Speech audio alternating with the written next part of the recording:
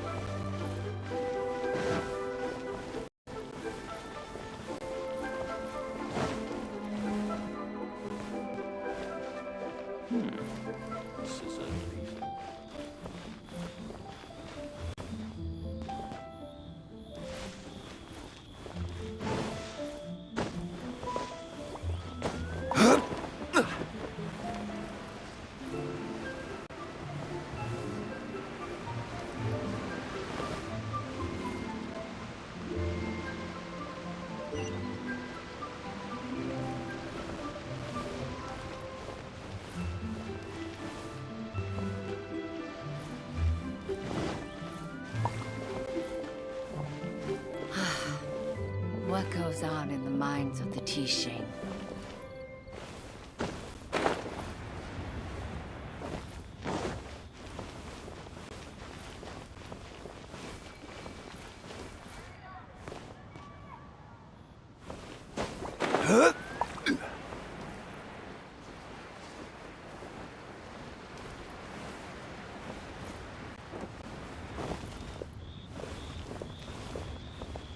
My friend, what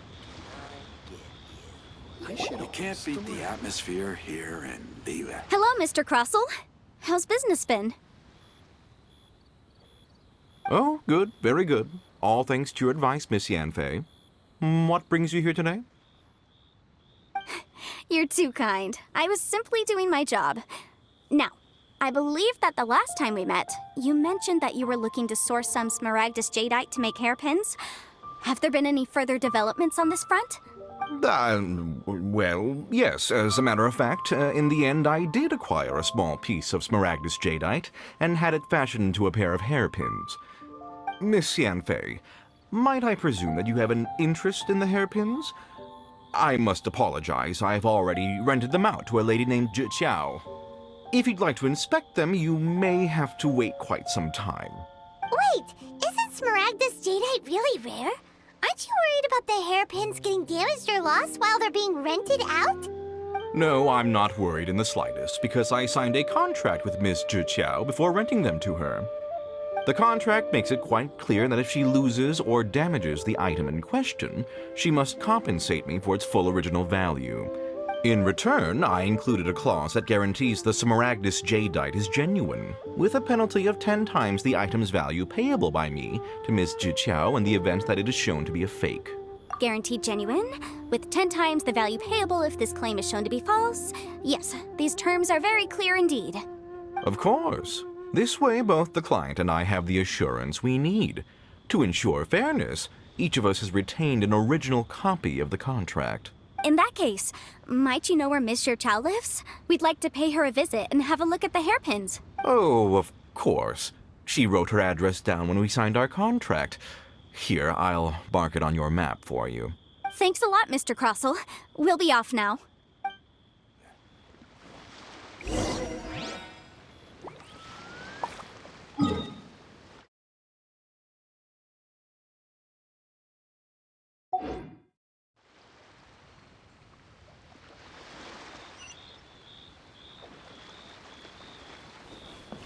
I should open the store.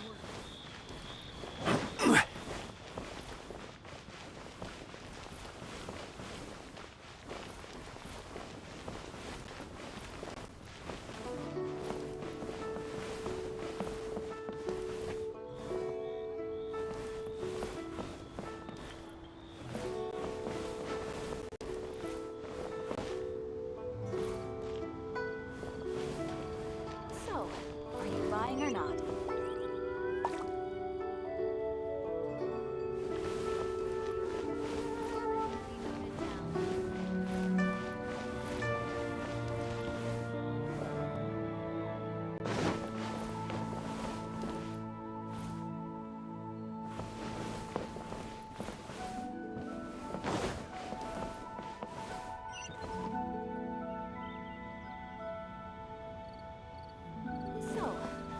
lying or not.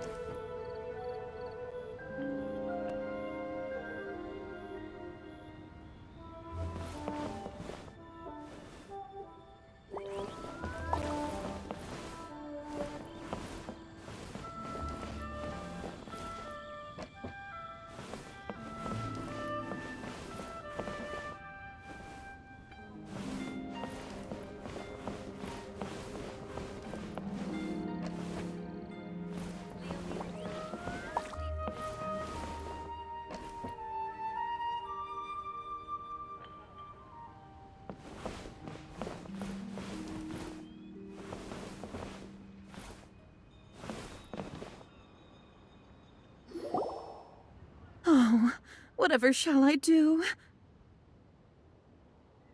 Yes, that's me. Is there something I can help you with? How do you do, Monsieur Chow? We understand from Mr. Crossell that you recently rented a pair of hairpins from him. My associates and I are very interested in them. Would you mind letting us take a look at them? The hairpins? I can't lend them to you right now. I've lost them. I don't know how it could have happened. I always kept them right by my side, and I hadn't even worn them yet. I spent so much money on them. If I have to pay their original value, there's no way I could come up with that amount of money on such short notice. My family is in the ore business too, but business has been suffering ever since the chasm was sealed off. We now have a backlog of paid-up orders just sitting around, so we've been having to purchase some stock from other ore merchants to complete them. A big banquet is coming up in a few days, and several ore merchants I know of will be there. I need this opportunity to mingle and discuss prices. That's what the hairpins were for, to keep up appearances. I can't have them looking down on me. But now that I've lost the hairpins, what will I do? Why does Paimon have a sudden strong sense of deja vu? Would you really? I sent a commission to the Adventurers Guild, but I haven't heard anything back from them yet. Hold on. Don't run off looking for the hairpins just yet.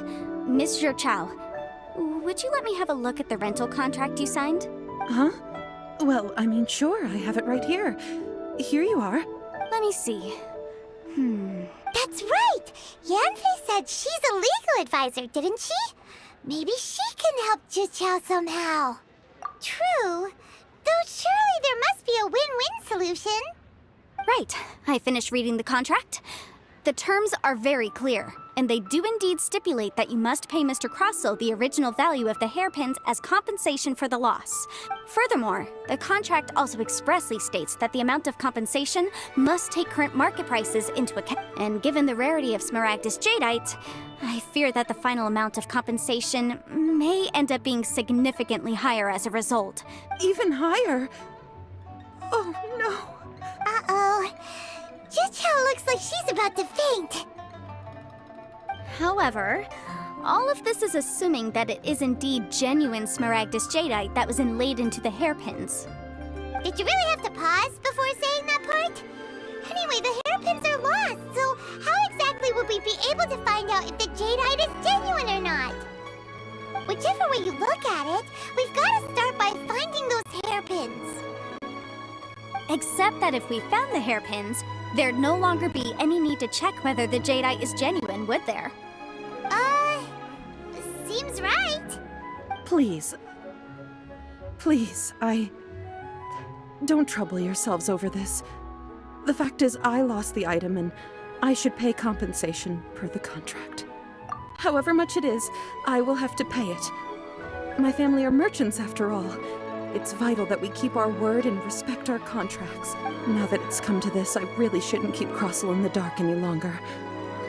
I'll go and inform him of the issue and then negotiate the amount of compensation. Yes, legally speaking, it seems this is the most sensible course of action. But before that, I have some questions about the hairpins. So hold on a moment, Monsieur Chow. When you first touched the hairpins, what did you feel? What did I feel? Well, I remember that the gemstones set into the pins were perfectly smooth to the touch, like the finest quality jade. My family has seen much jade pass through its hands in the past, so I am quite certain of my judgment in this matter. Smooth to the touch. Finest quality jade. No, it's nothing. I just need to re-examine a few things. Let's head over to Mr. Crossel's.